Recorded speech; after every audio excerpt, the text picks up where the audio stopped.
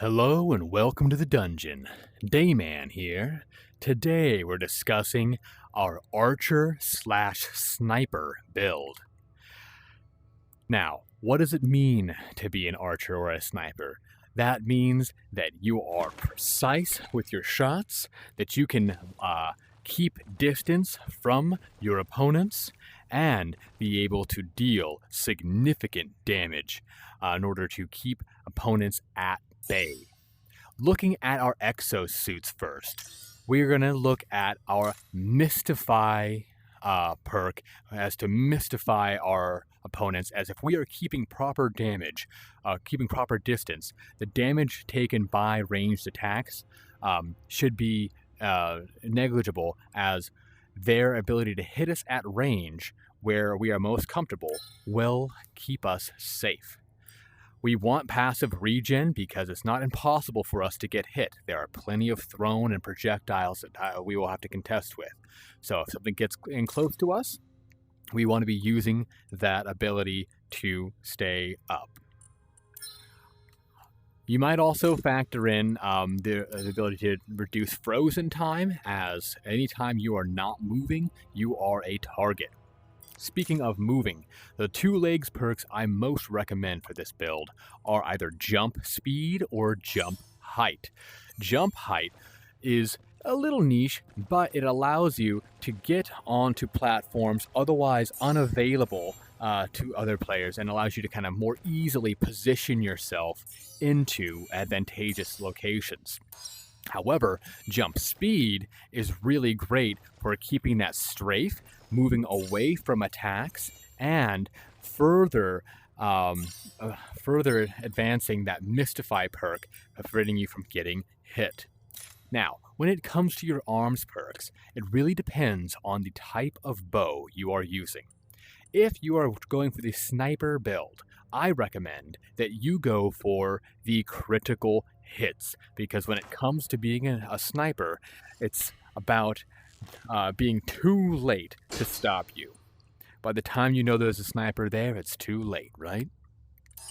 However, the most common thing you will see with crossbows and bow builds is your pullback, as it will always increase your damage by 50%. And that can be fairly decent, especially if you're going for rapid fire shots. Now, as a sniper, it might seem cool to have this far shot perk, and there actually is something very cool about this far shot perk we will be discussing here. So I'll keep that on. I pulled on my impale and talk about our sniper build first, as it is my current loadout. Here you see that I have a criticals and shot distance on my weapon. Now, shot distance is a perk that you can get, so you don't need to consume that exo slot. However, by having criticals, it pairs very well with impale. If you do not know, only the weapon perk will show you a critical bolt, which will be indicated here by the orange.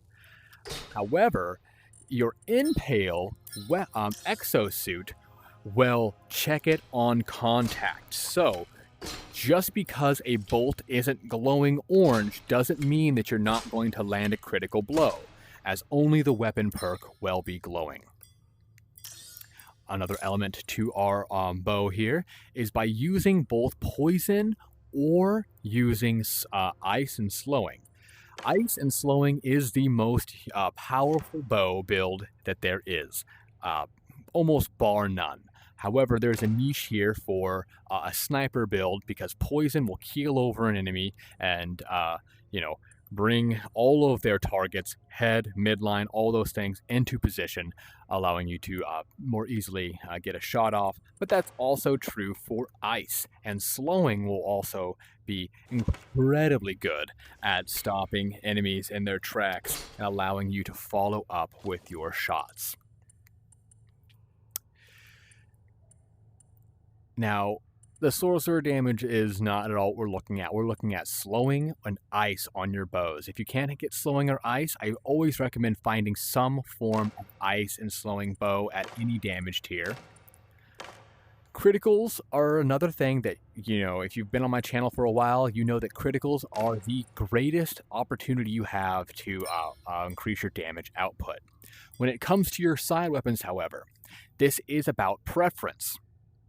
I would recommend keeping a longer weapon on your, to be able to guard in your offhand and allowing you to throw with that primary hand. These are only going to be relevant when you have made a mistake or when enemies spawn directly around you, as by taking these quick shots off, you can freeze enemies, dealing with them quickly or freezing them to quickly jump away, which is why I like that jump speed perk. So you always want ice on your archer build because it's going to stop enemies from making full contact with you. There is some edge cases for explosions present on either axes or on your daggers, but I think that they are slightly less pertinent. My dagger here has ice and poison to both provide additional options for that stopping of an enemy in their tracks. So if you don't have ice, look at poison. Ice is better because it will turn any enemy into a two-shot enemy once it activates. If you don't know, I did mention that you can see what ability is on your bolts here. And if you're in a pickle, you can actually strike with these weapons. So if you strike with your bow like a weapon, if something is on you, and you can keep a ice bolt loaded, or this is a poison bolt loaded. So let's briefly discuss how to get rid of the arm fatigue, okay? The arm fatigue that people often experience with archery is because they're used to keeping their arm up the whole time. This can be mitigated by sitting yourself into an armchair, which I'm sitting in right now. By sitting in an armchair, I can actually rest my bow hand into a comfortable position. The reason I have the shot distance perk on my bow is because I don't want to have to worry about a deep draw distance. Once you feel that that slight vibration, that is about as far as your bow needs to be drawn to get the full shot distance off. So once again, I'm going to remove a bow with shot distance so that you can see the difference between those two perks. Go back as far as I can. Pull this to my chest. I can hit about the stairs, so you can get plenty of range with this very minor draw. Okay. However, with a shot distance exo perk, let's say that you're going to run a shot distance exo perk to compensate for that, just to kind of see what that'll look like.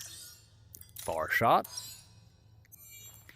Again, this channel is all about the nitty-gritty. We go into details. We want to see what these things actually look like in comparison so that you don't have to. So, my far shot is on. Now, I can probably shoot past that center console if I can actually land on my shots right.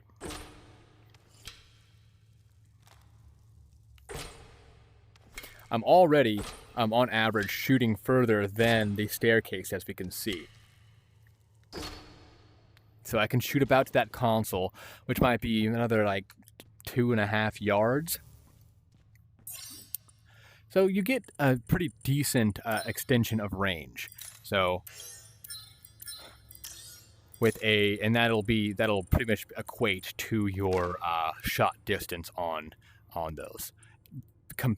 Combining them is irrelevant, as most dungeons are a bit more constrained, so you don't have to worry about shot distance or even really thrown distance if you've seen me talk about it. So Here are my criticals and shot distance bow. It's one of my favorites. Ice and slowing is my best. Ice and slowing is certainly my best bow. But the reason I use my criticals with my impale is because I want to do the most damage with my build. However, this will keep my damage fairly consistent. But because we can rapid fire our bows so quickly, you can get those critical hit chances up very, very high. So how do you increase your accuracy with a bow? Very briefly, we'll go over this. So, you're not going to hold this like standard archery because it's going to mess with your vision and actually be less accurate. You want to do is take this to about a 45 degree. You can hold it to about center of your chest so that you can stare down the barrel and get a very strong sense of where you're shooting. Once again, your brain can intuit far better what is in front of it as to what is beside it. Another thing you can do, and this is what I love to do in my armchair, is I actually sit myself off to the side so I can kind of rest my hand onto my shoulder, looking down, and I can look down and immediately pull that arrow into position. What you want to avoid, however, in that,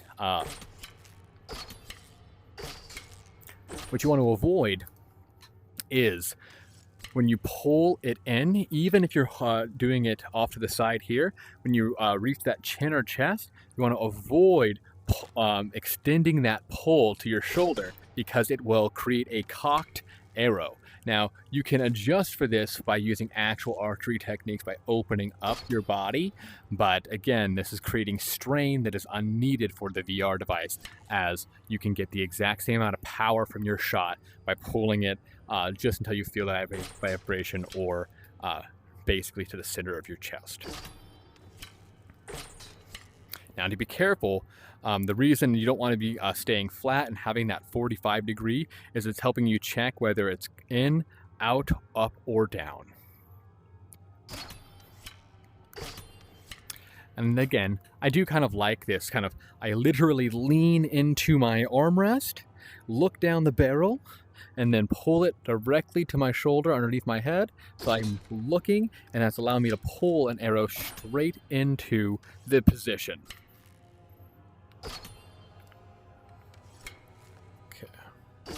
So, you might have a bit better luck here, where you can almost use your elbow and lean against the opposite side, so whichever direction you're more comfortable leaning. I do like to keep my bow hand rested, however, because this is going to be creating fatigue that is unnecessary. So again, this can be done more casually by pulling to center of chest. Enough of that. All right. What does this look like in application? So you're going to see here, these are my favorite potions to equip with my archery build. Invisibility, it's the best potion in the game. Bar none, invisibility is the best potion. It's every potion in one. It's going to allow you to deal more damage by the virtue of the fact you're going to be able to hit more often. It's allowing you to resurrect. It's also allowing you to remove yourself from threat and thus not need to and be able to stand still or passively recover. The other thing about both of these potions is both of these potions can be used to unfreeze yourself or remove the poisoned condition. So, this is my ideal exo for either sniper or ranger. So, let's go into a sandbox and see what this looks like. And we're going to briefly discuss some movement tactics in order to see how positioning yourself is great. Have you ever been in a catacombs dungeon where there's a small little pocket where you can jump behind and create a small barrier around you? This is something that you can do. And also experiment where you see these large archways, and you can equip a haste as well to allow yourself to jump up and around up to the top of a map where you are entirely out of threat. Do be careful, as doing so can sometimes cause your screen to go black and you won't be able to get the best visibility on your enemies if you're in the skybox effectively. So using haste to get yourself into position. And this is another perk of using the jump speed, is it's like having haste. while also granting you more maneuverability and less likely to get hit. All right. So, if you see me do this thing before, you know that what I like to do is I'm actually going to load out some throwing enemies as they're going to threaten me at range. So what I'm going to do is I'm going to get myself into a position where I can start gaining information. I want to see where my enemies are. I'm going to keep my guard up, get myself some terrain advantage where they're going to have to funnel in towards me. Once again, their accuracy is being reduced.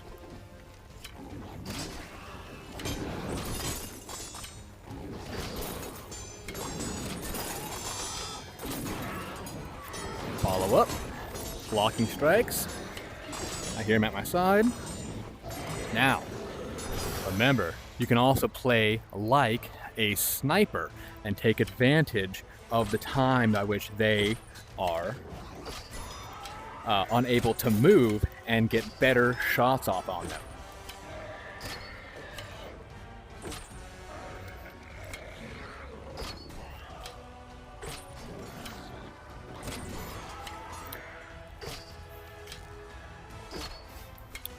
Now, I'm still getting better at archery. There's still more for me to learn. But the tips that I have applied are going to help you even if you aren't quite there just yet. See how I'm using my jump speed to help kind of reduce their accuracy. And if needed, I could use my weapons against them, but I wanted to kind of show off the archery of this build. And by using jump speed, I keep them away from me and I use my potions to the best of my ability. With that, we discussed how to be a ranger/sniper and how to best make utility out of your build. Until next time, remember to disinfect your face mask and wash your face. Dayman out. Peace.